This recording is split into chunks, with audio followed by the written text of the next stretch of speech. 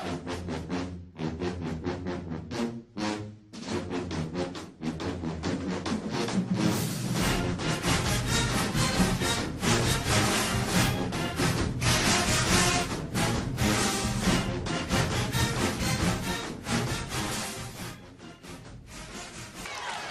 shot clock is off, 10 to go. Jones tried to get to Griffin. Boucher with the screen, taken away by Melvin. No call. Melvin trying to dribble off the clock with 3 seconds. He gets fouled. And Melvin, who made the mistake earlier, makes a big play to make him in.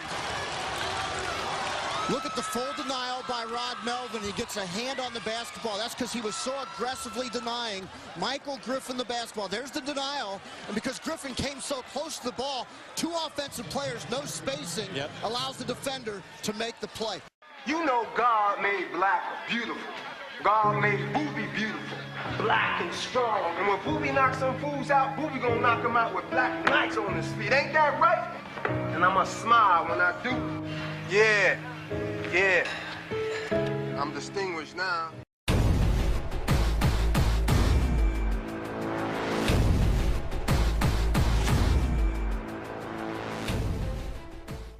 I got a simple question for you. Here's the question. Do you believe that one day you're not going to live in the world that was given to you? That's right, but you are going to actually live in the world that you dream of.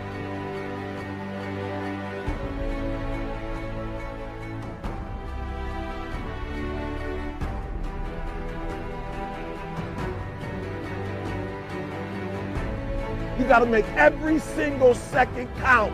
You got to go in the future and see it, baby. And you got to come back in the present. And you got to take that big goal, that big dream, that big reality. That's what I said. You got to take that big reality and we got to take small steps and make it manageable to making your dreams become a reality.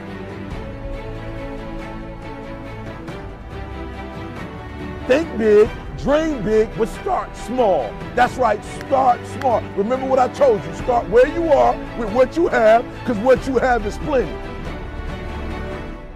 That the biggest enemy you have to deal with is yourself. There's an old African proverb that says, if there's no enemy within, the enemy outside can do us no harm.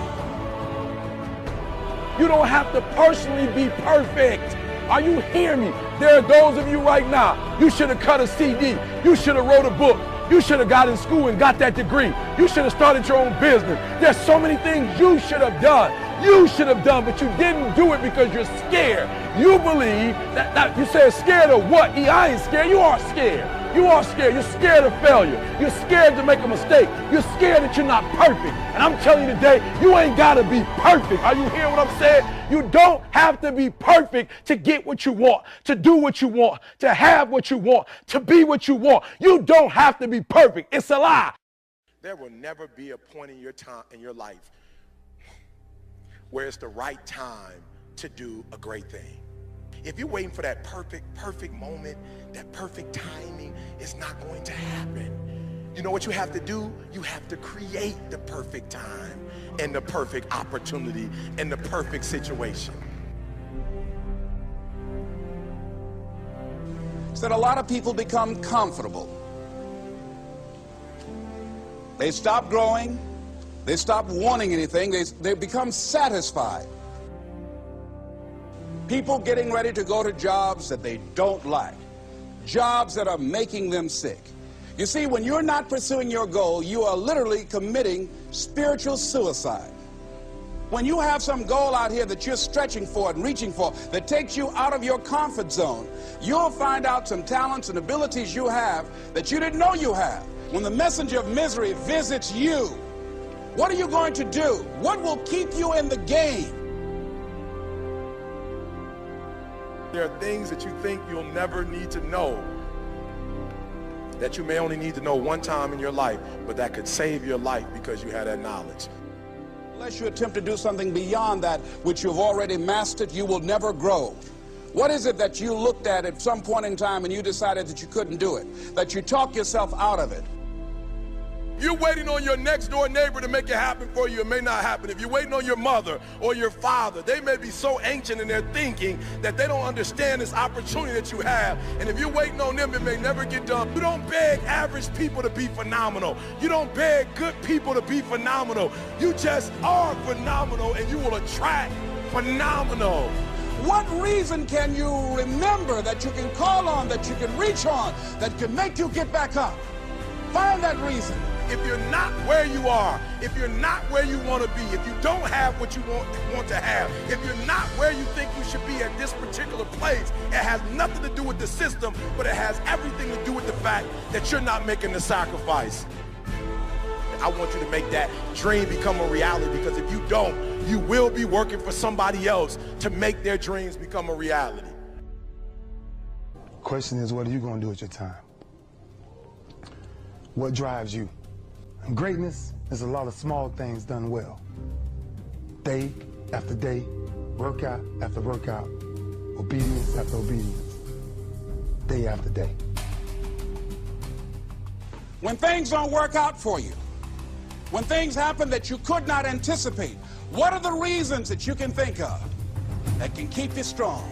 You will never, ever be successful until you turn your pain into greatness, until you allow your pain to push you from where you are to push you to where you need to be. Stop running from your pain and embrace your pain.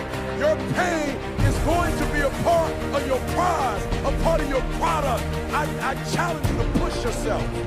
See, it's easy to be on the bottom. It doesn't take any effort to be a loser. It doesn't take any motivation, any drive in order to stay down there on a low level. But it calls on everything in you. You have to harness your will to say, I'm going to challenge myself. I mean that what you did last week don't count. Today is the only important day. There are 86,400 seconds in a day, and how you use those are critical. You got 86,400 today, and what you do today is going to cement who you are. Nobody's going to talk about what you did last week. You have this opportunity of a lifetime. It means absolutely nothing if you don't take advantage of it in the lifetime of this opportunity. I got a saying that when life knocks you down, try and land on your back, because if you can look up, you can get up.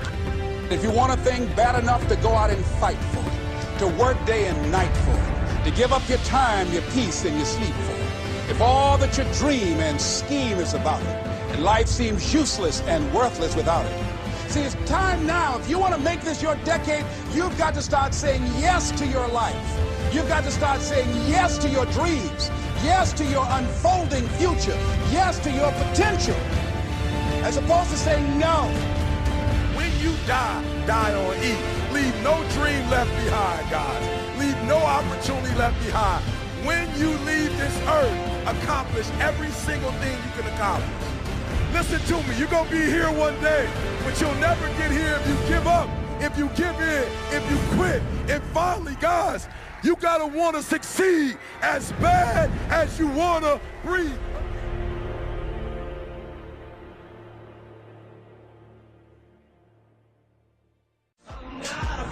I'm not afraid to take a stand, take a stand. Everybody, come take my hand, come take my hand. We'll walk this road together.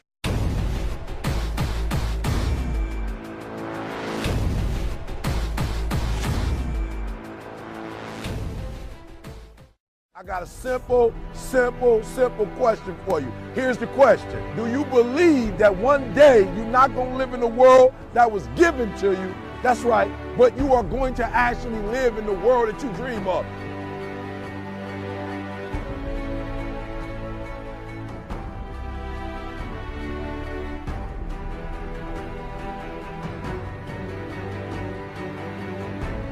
You got to make every single second count.